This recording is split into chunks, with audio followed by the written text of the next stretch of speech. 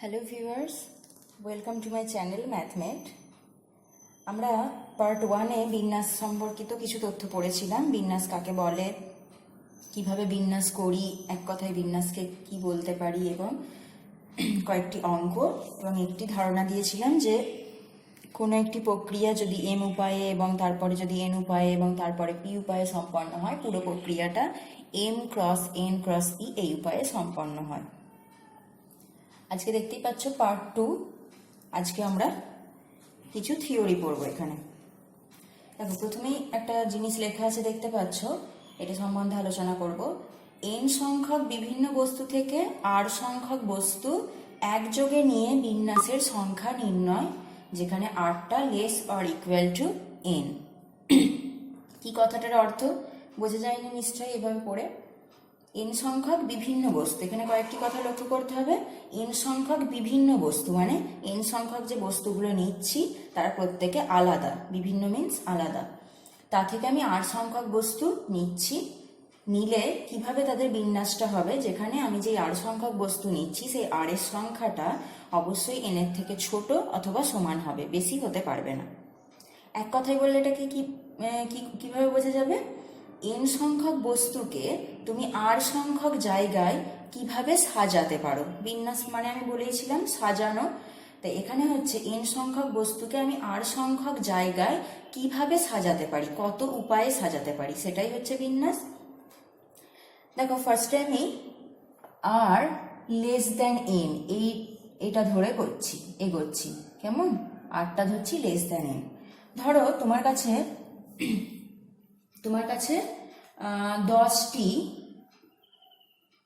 10টি বিভিন্ন রকমের ফল আছে। 10টি বিভিন্ন ফল আছে। এরা 10 জনই কিন্তু আলাদা, 10টি ফলই আলাদা আলাদা আলাদা। আমার কাছে 10টা ফল আছে এবং আমি তোমাকে 5টা রাখার জন্য ঝুড়ি দিলাম। কি দিলাম? 5টা ঝুড়ি দিলাম। 5টা ঝুড়ি দিলাম। এবার আমি বললাম এই 10টা ফলকে তুমি এই 5টি ঝুড়িতে কিভাবে সাজাতে পারো, কত উপায়ে সাজাতে পারো, সেটাই বিন্যাস। দেখো, এখানে 10টি বিভিন্ন ফল, এন সংখ্যক বিভিন্ন বস্তু, তার মানে এখানে এনটা হয়ে যাচ্ছে তোমার 10, তাই তো? তা থেকে আর সংখ্যক বস্তু নিয়ে বিন্যাস। আমি কি বললাম? 8টা জায়গায় রাখার উপায়, সেটাই আর সংখ্যক বস্তু নেওয়া। তার মানে এখানে 8টা কত হয়ে যাচ্ছে? কটা ঝুড়ি দিয়েছি? 5টা। তাহলে 8টা হয়ে যাচ্ছে 5। দেখতেই পাচ্ছ 8টা লেস দেন এন। তাহলে কিভাবে রাখতে পারি দেখো। প্রথম ঝুড়ির জন্য তুমি এখানে 10টা ফলই তোমার কাছে রাখার অপশন আছে, কারণ তুমি এখনো একটা ফলও রাখোনি। তাহলে প্রথম ঝুড়িটা ভর্তি হতে পারে কটা উপায়ে? 10টি উপায়ে। প্রথম ঝুড়িটি 10টি উপায়ে, এবং এক একটি ঝুড়িতে কিন্তু আমরা একটি ফলই রাখবো। কেমন? তাহলে প্রথম ঝুড়িতে তোমার অপশন কটা? তোমার কাছে 10টা ফল আছে, তুমি একটাও এখনো রাখোনি। তার মানে তুমি এখানে 10টার যে কোনো একটা রাখতে পারো। তার মানে তোমার কাছে চয়েস কটা আছে? 10টা। তাহলে প্রথম ঝুড়িটা ভর্তি হতে পারে 10টি উপায়ে। তুমি এখানে একটি ফল রেখে দিলে, আর তোমার কাছে ফল কটা পড়ে রইল? 9টা। তাহলে দ্বিতীয় ঝুড়িটা ভর্তি হতে পারে কটি উপায়ে? নিশ্চয় 9টি উপায়ে, কারণ তোমার কাছে 9টি ফল আছে। 9টি ফল আছে, তুমি 9টার যে কোনো একটা রাখতে পারো, মানে তোমার কাছে চয়েস 9টা।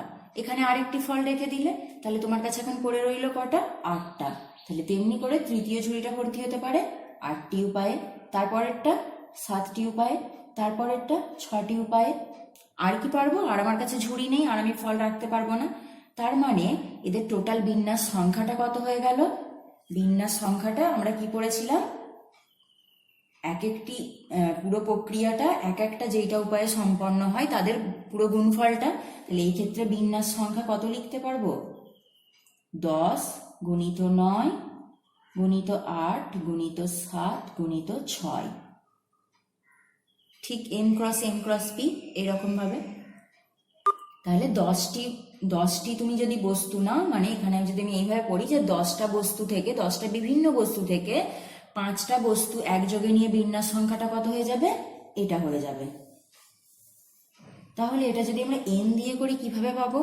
দেখো, একটু লক্ষ্য করো। ধরো এবার আমি এন এর মান কিছু বললাম না এবং আর এর মানও কিছু বললাম না, কিন্তু আরটা লেস দ্যান এন।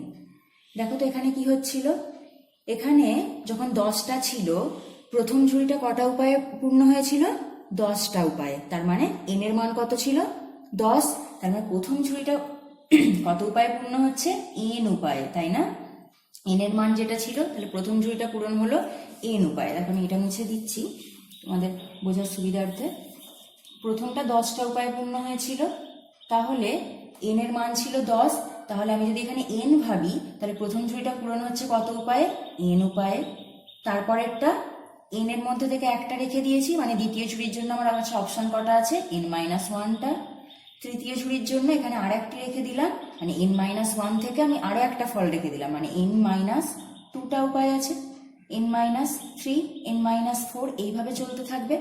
এবারে যদি এখানে আর সংখ্যক ঝুড়ি থাকতো, তাহলে এই লাস্টের টার্মটা কত হতো? এই যে এটা ধরো আরতম ঝুড়ি, এটাকে আমি বলছি আরতম ঝুড়ি।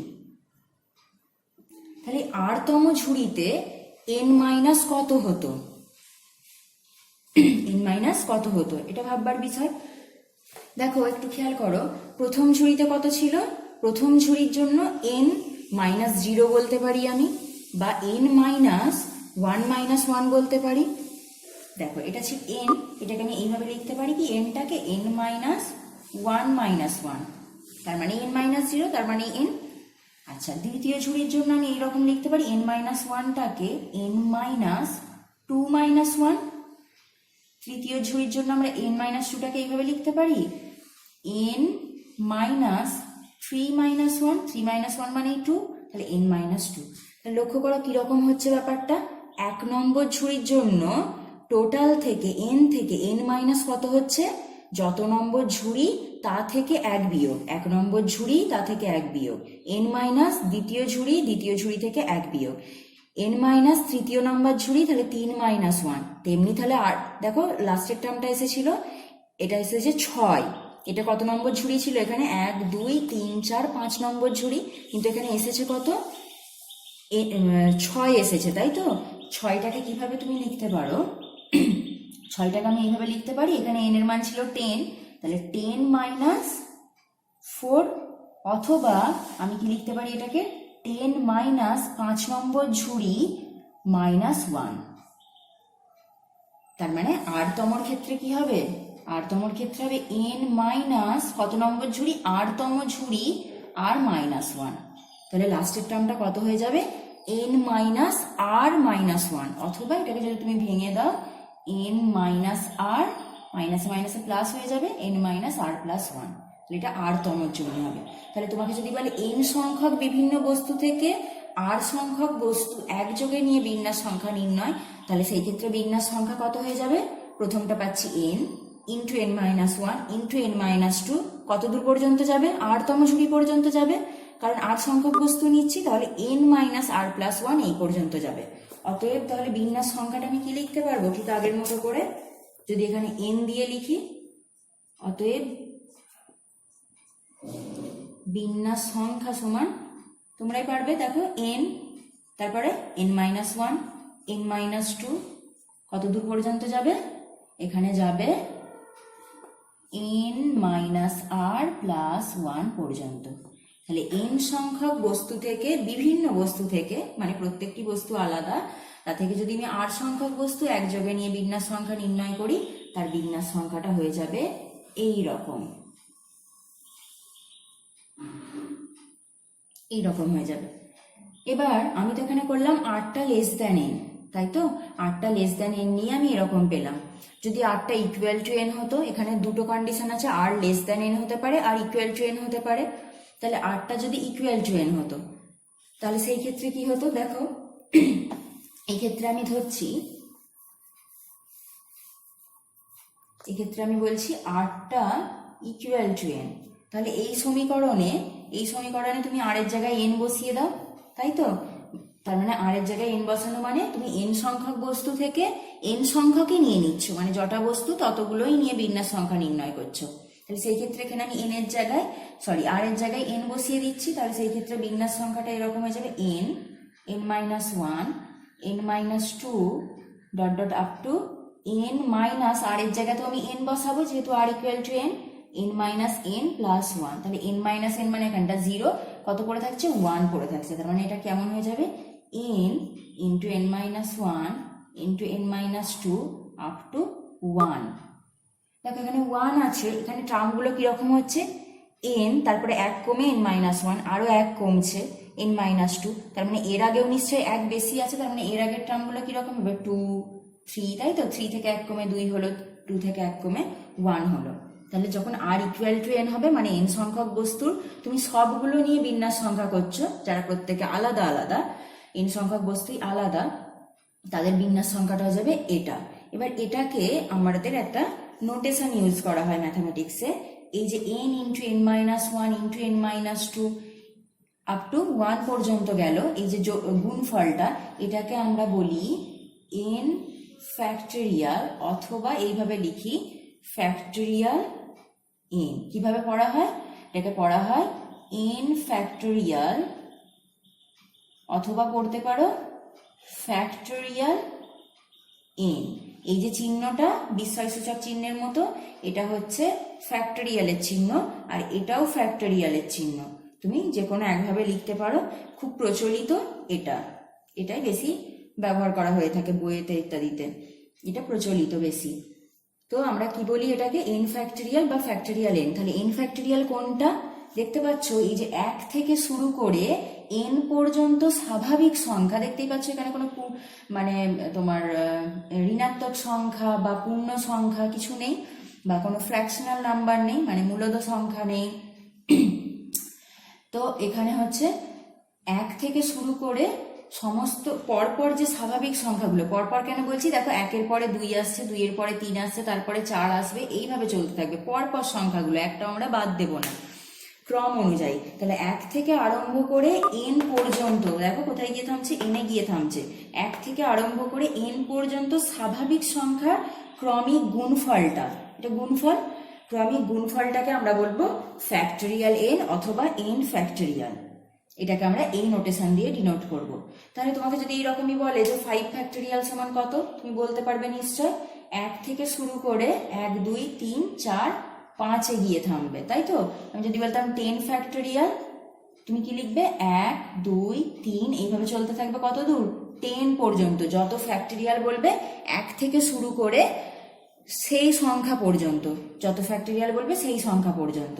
অথবা তুমি এটাকে ঘুরিয়েও লিখতে পারো, কিন্তু 10 ফ্যাক্টোরিয়াল সমান তুমি এইভাবে লিখতে পারো 10, তারপরে এক এক করে কমতে থাকবে 9 8 7, কোথায় গিয়ে থামবে 2 1। এটা গুণ করলেই 10 ফ্যাক্টোরিয়ালের মান বেরিয়ে যাবে। তাহলে আমরা লিখতে পারবো কোনটা n ফ্যাক্টোরিয়াল, কোনটা 5 ফ্যাক্টোরিয়াল, কোনটা 10 ফ্যাক্টোরিয়াল। আচ্ছা, এটা গেল ফ্যাক্টোরিয়াল। আমরা যে এটা লিখলাম n into n minus one into n minus r plus one, এটা কি সবসময় এইভাবে লিখবো না, এটারও একটা নোটেশন আছে। এটার নোটেশনটা কিরকম, এটার নোটেশনটা হচ্ছে, এটার নোটেশন হচ্ছে n p r, অথবা p ফার্স্ট ব্র্যাকেটের মধ্যে n কমা r, অথবা p লিখে এইদিকে n আর এইদিকে r, এটা সমান কত, এই যে n সংখ্যক বস্তু থেকে যখন r সংখ্যক বস্তু নিচ্ছি বিভিন্ন বস্তু থেকে, এবং rটা যখন লেস দ্যান n, তখন হচ্ছে n into n minus one n minus two up to কত দূর গেছিলাম n minus r plus one পর্যন্ত। এই টার্মটাকে এইভাবে ডিনোট করা হয় n p r। p এখানে p স্ট্যান্ডস ফর পারমুটেশন, এই যে পারমুটেশন মানে বিন্যাস, তাই এখানে p ইউজ করা হয় n p r। এই তিনটে নোটেশনই এই ক্ষেত্রে ইউজ করা হয়, এবং খুব প্রচলিত নোটেশন হচ্ছে এটা n p r, এটাই সাধারণভাবে আমরা বেশি ব্যবহার করে থাকি। তাহলে n p r সমান পেলাম এটা, এবং n ফ্যাক্টোরিয়াল সমান কি পেলাম n into n minus one n minus two, কত দূর যাবে 3 2 1। তাহলে এই দুটো জিনিস আমাদের মনে রাখতে হবে। তাহলে n p r সমান আমরা কি লিখতে পাচ্ছি, দেখো n p r মানে কি লিখলাম n n minus one n minus two, কত পর্যন্ত যাচ্ছে n minus r plus one পর্যন্ত। দেখো এটাকে আমি কিভাবে লিখছি, ওপরে আমি এই যে n minus one n minus two n minus r plus one পর্যন্ত ছিল, আমি সেটা লিখলাম। লেখার পরে আমি আরো কিছু টার্ম এতে গুণ করছি। কিরকম, আরো কিছু টার্ম গুণ করছি আমি, দেখো এখানে লিখলাম n মাইনাস আর, ঠিক এর পরের টার্মটা, তাই না? মানে n minus r plus one ছিল, আর এক কমিয়ে দিলাম, n মাইনাস আর লিখলাম, তাহলে তারপরেরটা হবে n মাইনাস আর মাইনাস ওয়ান। এইভাবে করতে করতে আমি 3, 2, 1 পর্যন্ত যাবে, কারণ আমি পদের সংখ্যা কমাচ্ছি, তাহলে 1 পর্যন্ত গিয়ে শেষ হবে। কিন্তু এটা তো ছিল না, আমি তো এক্সট্রা গুণ করেছি, তাই আমাকে ভাগ দিতে হবে এটা ব্যালেন্স করার জন্য। আমি যেই টার্মটা গুণ করলাম সেই টার্মটা আমি, যে টার্মগুলো গুণ করলাম সেগুলো আমি ভাগ দিয়ে দিচ্ছি, n মাইনাস আর, n মাইনাস আর মাইনাস ওয়ান, কত দূর পর্যন্ত যাবে? 3, 2, 1 পর্যন্ত। এবার লক্ষ্য করো, এখানে আমি কি লিখেছি? 1 থেকে শুরু করে 1, 2, 3 করে করে গুণ গুণ হতে থাকছে, কত পর্যন্ত গুণ করেছি? n পর্যন্ত। দেখো n এ গিয়ে থেমেছে। তাহলে ঠিক n ফ্যাক্টরিয়ালের সংজ্ঞা আমরা কি পড়েছিলাম? 1 থেকে শুরু করে পরপর সংখ্যাগুলোর গুণফল n পর্যন্ত, সেটাই হচ্ছে n ফ্যাক্টরিয়াল। এখানে তাই লিখেছি। দেখো 1 থেকে শুরু করেছি এবং n এ গিয়ে শেষ হয়েছে এবং পর পর আছে সংখ্যাগুলো, তাহলে উপরটা অবশ্যই n ফ্যাক্টরিয়াল। নিচেটা দেখো, এখানেও 1 থেকে শুরু হয়েছে, 2, 3 পরপর সংখ্যাগুলো যাচ্ছি, কোথায় গিয়ে থেমেছি? n মাইনাস আর এ গিয়ে থেমেছি। তাহলে ফ্যাক্টরিয়াল সংজ্ঞা অনুযায়ী নিচেটা হয়ে যাবে n মাইনাস আর এর ফ্যাক্টরিয়াল। তাহলে npr সমান কি পেলাম? npr সমান পেলাম n factorial by n minus r factorial. n minus r factorial মানে আমি যদি তোমাকে এরকম বলি যে 10p3 সমান কত লিখবে তুমি? উপরে লিখবে n ফ্যাক্টরিয়াল মানে 10 ফ্যাক্টরিয়াল, আর এই দুটোর বিয়োগফল 10 মাইনাস 3 তার ফ্যাক্টরিয়াল মানে কত লিখবো? 10 ফ্যাক্টরিয়াল বাই 7 ফ্যাক্টরিয়াল। এটাকে আর একটু ক্যালকুলেশন করতে পারবে। 10 ফ্যাক্টরিয়ালকে আমি এইভাবে লিখতে পারি 10 into 9 into 8 into 7 factorial by 7 factorial. 7 factorial 7 factorial ওপর নিচে ক্যান্সেল হয়ে গেল, তাহলে গুণফলটা হয়ে যাবে 720। তুমি বলবে কি করে হলো? 10 ইন্টু 9 ইন্টু 8 ইন্টু 7 ফ্যাক্টরিয়াল কেন লিখলেন? দেখো 10 ইন্টু 9 ইন্টু 8 করে আমি কত দূর, এটাকে আরো কত লিখতে পারতাম? ইন্টু 7 ইন্টু 6 ইন্টু 5, এটাকে আমি এইভাবে লিখতে পারতাম যে 10 ইন্টু 9 ইন্টু 8 ইন্টু 7, 6, 5, 4, 3, 2, 1। এবার দেখো আমি যদি এইটুকু অংশটা ঘিরে দিচ্ছি, যে এই অংশটা তুমি দেখো 1 থেকে শুরু করে 7 গিয়ে থেমেছে, তাহলে 7 ফ্যাক্টরিয়াল, তাই আমি এটা লিখে দিলাম 7 ফ্যাক্টরিয়াল, আর নিচে 7 ফ্যাক্টরিয়াল ছিল, তার মানে এটা হয়ে গেল 720। তাহলে তোমাকে যখন কখনো এইরকম কিছু দেবে, তুমি সঙ্গে সঙ্গে এটা ভেঙে নিতে পারবে। যদি তোমাকে দেয় 100p ধরো 20, তুমি সঙ্গে সঙ্গে কি লিখবে? উপরে লিখবে 100 ফ্যাক্টরিয়াল, নিচে লিখবে 100 মাইনাস 20 ফ্যাক্টরিয়াল, অথবা কি লিখতে পারি 100 ফ্যাক্টরিয়াল বাই 80 ফ্যাক্টরিয়াল। এটা আমরা এবার ক্যালকুলেশন করতে পারবো, আমাদের অঙ্ক করার ক্ষেত্রে এরকম আসবে। তাহলে n ফ্যাক্টরিয়াল সমান পেলাম n ইন্টু n মাইনাস 1 করে করে 1 এ গিয়ে থামবে, আর npr সমান কি পেলাম? n factorial by n minus r factorial. এই দুটো জিনিস আমাদের খুব ভালোভাবে মনে রাখতে হবে অঙ্ক করার জন্য। এবার দেখো আরেকটি জিনিস তোমাদের এখানে আছে, জিরো ফ্যাক্টরিয়াল। দেখো ফ্যাক্টরিয়ালের সংজ্ঞা অনুযায়ী আমরা কি বলছি? যে 1 থেকে শুরু করতে হবে এবং স্বাভাবিক সংখ্যা হতে হবে, 1 থেকে শুরু করতে হবে এবং সেই সংখ্যায় গিয়ে থামতে হবে। কিন্তু জিরো ফ্যাক্টরিয়াল যদি বলি, সাধারণভাবে জিরো ফ্যাক্টরিয়াল কিন্তু অর্থহীন। সাধারণভাবে এই কথাটার কোনো অর্থই নেই। কেন নেই? কেননা জিরোটা একটা স্বাভাবিক সংখ্যা নয়, জিরোটা একটা পূর্ণ সংখ্যা। আর ফ্যাক্টরিয়ালের সংখ্যায় কি দেখছি? স্বাভাবিক সংখ্যা 1 থেকে শুরু করতে হবে, তাহলে জিরো ফ্যাক্টরিয়াল অ্যাকচুয়ালি অর্থহীন। কিন্তু অঙ্ক করার ক্ষেত্রে যদি জিরো ফ্যাক্টরিয়াল চলে আসে, তার মান আমরা কত লিখব? এসো দেখি কিভাবে বার করতে পারি। দেখো আমরা কি পেলাম, এখানে আমরা পেয়েছিলাম যে n p r সমান n factorial by n minus r factorial, তাই তো? এখানে যদি আমি উভয় পক্ষে r ইকুয়াল টু n বসিয়ে দিই, r ইকুয়াল টু n বসাচ্ছি, তাহলে এই দিকটা কি হয়ে যাবে? n p n, আর এই দিকটা হয়ে যাবে n factorial by n minus n factorial. এটাকে কি লিখতে পারবো?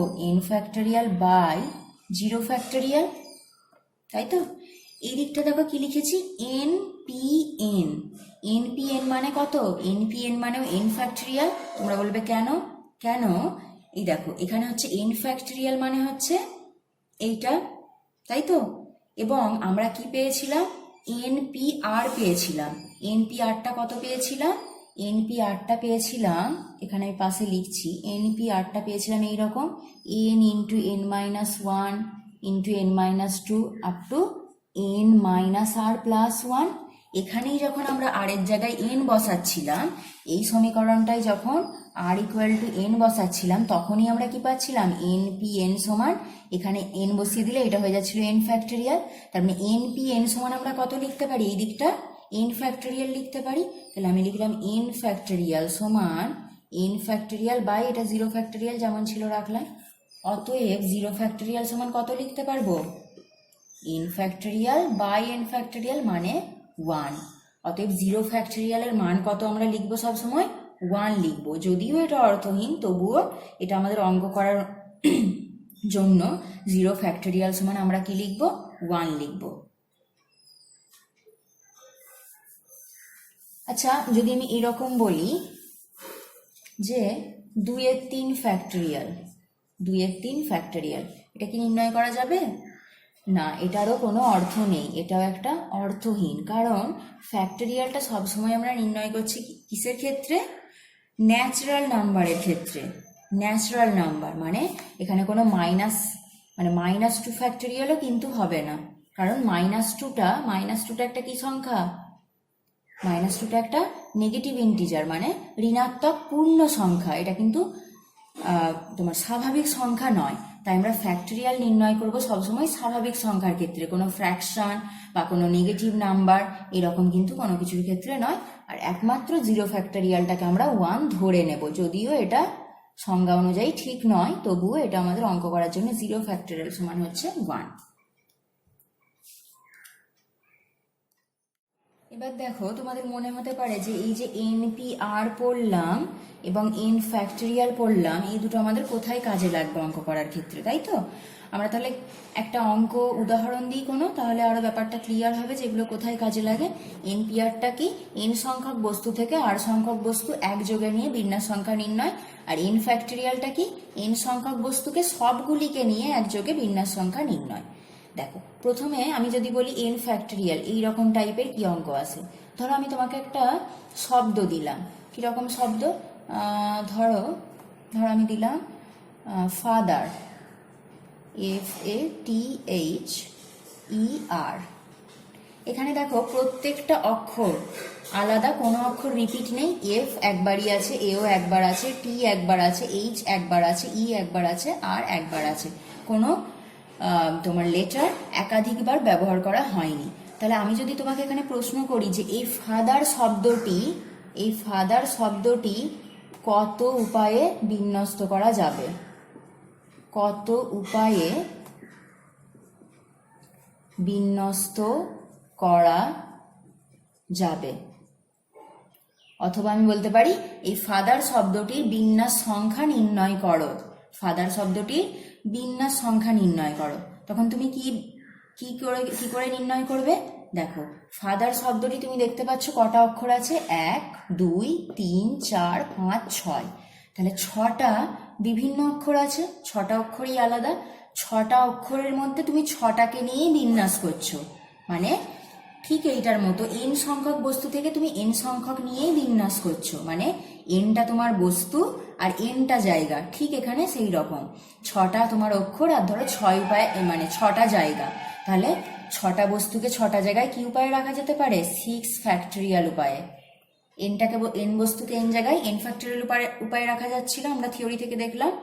তাহলে এখানে যদি তোমাকে বলে ফাদার শব্দটির বিন্যাস সংখ্যা কত, তাহলে তুমি একবারে কি বলে দেবে? এটা 6 ফ্যাক্টরিয়াল। এখানে যেহেতু অক্ষর সংখ্যা 6টা এবং 6টা অক্ষরই আলাদা, কোনো অক্ষর একাধিকবার ব্যবহার করা হয়নি, তাই ফাদার শব্দটির বিন্যাস সংখ্যা হয়ে যাবে 6 ফ্যাক্টরিয়াল। এবার এটাকে তোমাকে নির্ণয় করতে হবে। 6 ফ্যাক্টরিয়াল সমান 6 × 5 × 4 × 3 × 2 × 1। এটা কত হয়ে যায়? এটা তোমার হয়ে যায় 720 হয়। তাহলে ফাদার শব্দের বিন্যাস সংখ্যা কত হয়ে গেল? 720। আমি যদি বলতাম যে মাদার, MOTHER, এটার বিন্যাস সংখ্যা তোমরা নির্ণয় করবে। কেমন? এটা তোমাদের কাজ রইল। এবার এই অঙ্কটা তাহলে NPR, এটা কোথায় কাজে লাগে? দেখো এটা এখানে কিন্তু কাজে লেগেছে, NPN হয়েছে, কিন্তু এখানে যদি কম সংখ্যক থাকে, আমি তোমাদের আগের দিন অঙ্ক করিয়েছিলাম পার্ট 1-এ, তোমরা দেখতে পাবে। ওখানে একটা অঙ্ক বলেছিলাম যে ভ্রমণে বেরিয়ে 3টি পরিবারের একটি দল একটি হোটেলে উপস্থিত হয়েছিল, যেখানে 5টি ফাঁকা ঘর ছিল। কত বিভিন্ন উপায়ে পরিবার 3টি একটি করে ঘর দখল করতে পারে? তাই তো? কিরকম ছিল অঙ্কটা? আমি এখানে সংক্ষেপে লেখার চেষ্টা করছি। দেখো, পরিবার ছিল 3টে, ধরো ফ্যামিলি 1, ফ্যামিলি 2, ফ্যামিলি 3, 3টে ধরো পরিবার আছে। তারা একটা হোটেলে উপস্থিত হয়েছে। সেই হোটেলে কটা রুম আছে? 5টা রুম আছে। 1, 2, 3, 4, 5। আমি নাম দিলাম ধরো R1, R2, R3, R4, R5। প্রশ্নটা কি বলেছে? কত বিভিন্ন উপায়ে পরিবার 3টি একটি করে ঘর দখল করতে পারে? পরিবার 3টি একটি করে ঘর দখল করতে পারে। তাহলে দেখো, প্রথম পরিবারের কাছে কটা উপায় আছে ঘর দখল করার? প্রথম পরিবার রুম 1-এ থাকতে পারে, রুম 2-এ থাকতে পারে, 3, 4, 5, মানে এর কাছে চয়েস করার অপশন কটা আছে? 5টা। তাহলে প্রথম পরিবারের কাছে উপায় আছে 5টা উপায় আছে এর কাছে। এই 5 রকম উপায় ঘরটা দখল, মানে এর কাছে 5টা চয়েস আছে। 5টা রুমই যেহেতু ফাঁকা পড়ে আছে, এর কাছে 5টা চয়েস আছে। এ একটা রুম দখল করে নেবে, ধরো রুম 1-এ, রুম 2-এ রয়ে গেল। তাহলে F2 এর কাছে আর অপশন কটা পড়ে আছে ঘর চুজ করার? 4টে অবশ্যই। F2 যখন একটা ঘর নিয়ে নিল, F3 এর কাছে পড়ে থাকলো 3টে। এভাবে আমরা অঙ্কটা করেছিলাম। তার মানে টোটাল বিন্যাস হয়ে গেছিল 5 × 4 × 3, 4 5 20 আর 3 20, 60টি উপায়। কিন্তু এটাকে যদি তুমি একবারে করো NPR দিয়ে, কিভাবে করবে? 5টা রুম, 3টে ফ্যামিলি, তাই তো? মানে 5টা বস্তু থেকে n সংখ্যক বস্তু, এখানে nটা হয়ে যাচ্ছে 5, আর সংখ্যক বস্তু 8টা হয়ে যাচ্ছে 3। তাহলে তুমি একবারে অ্যান্সারটা বলতে পারবে 5P3 উপায়ে এরা ঘরটা দখল করতে পারে। তাহলে 5P3টা তুমি ক্যালকুলেট করো। 5 ফ্যাক্টরিয়াল বাই, কি পড়েছিলাম, n-r, মানে 5 - 3 ফ্যাক্টরিয়াল। তাহলে এটাকে লিখতে পাচ্ছি, দেখো, 5 ফ্যাক্টরিয়াল বাই 2 ফ্যাক্টরিয়াল। তাহলে উপরটাকে যদি ভাঙো, 5 × 4 × 3, 2, 1 লিখলাম। আর 2 ফ্যাক্টরিয়াল মানে 2 × 1। অথবা তুমি এখানে 3 পর্যন্ত লিখে এটাকে 2 ফ্যাক্টরিয়ালও লিখে দিতে পারতে, একই ব্যাপার। তাহলে 2 আর 1 কেটে গেলে উপর নিচে, তাই তো? এই টার্মটা কেটে যাচ্ছে, ওপরে পড়ে থাকছে দেখো 5 × 4 × 3, এই 60টাই পড়ে থাকছে। আশা করি বোঝা গেছে। এরকম অঙ্ক আমরা আরও পাবো পরে অনুশীলনীতে, আমরা নিশ্চয়ই করব।